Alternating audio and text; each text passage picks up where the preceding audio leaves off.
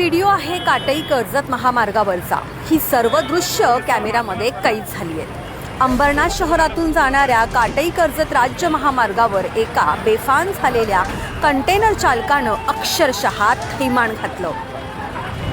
गुरुवारी सकाळी एक कंटेनर चालक महामार्गावरील अनेक वाहनांना धडक देत कंटेनर मागे पुढे नेत होता।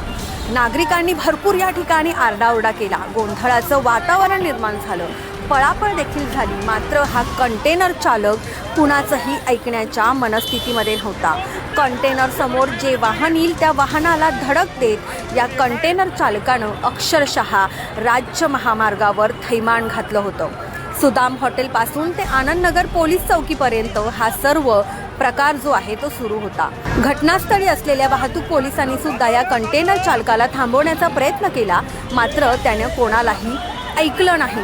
तो पुढे सुद्धा जाऊन अनेक वाहनांना धडक देत होता। अखेर पोलिसांनी आणि रिक्षा चालकांनी या कंटेनर चालकाचा पाठलाग केला आणि त्यानंतर या कंटेनर चालकाला पोलिसांकडून ताब्यात घेण्यात आलं। या चालकावर कडक कारवाई करण्याची मागणी आता नागरिकांमधून होताना दिसते। जवळपास या कंटेनर चालकानं 50हून अधिक वाहनांना जी आहे ती धडक दिलेली आहे आणि या घटनेमुळे राज्य महामार्गावर वाहनांच्या लांबच लांब रांगा लागलेल्या दिसून आल्या। आता अर्धा पाऊण तासाची घटना आहे।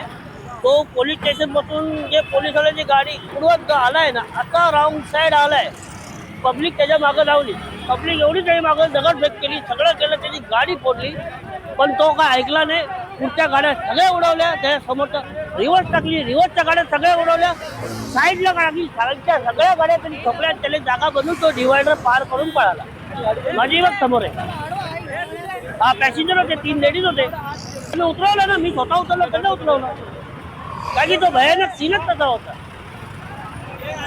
माझी सगळे बघतात त्याची गाडी फोडली सगळी। तिथून पब्लिक त्याच्या मागं धावत आली, अख्खी गाडी फोडली।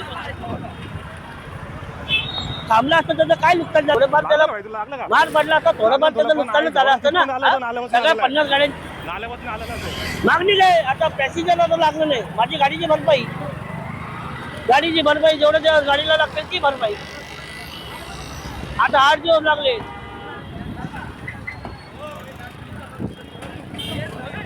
कुठं आला तू? कुठं आता?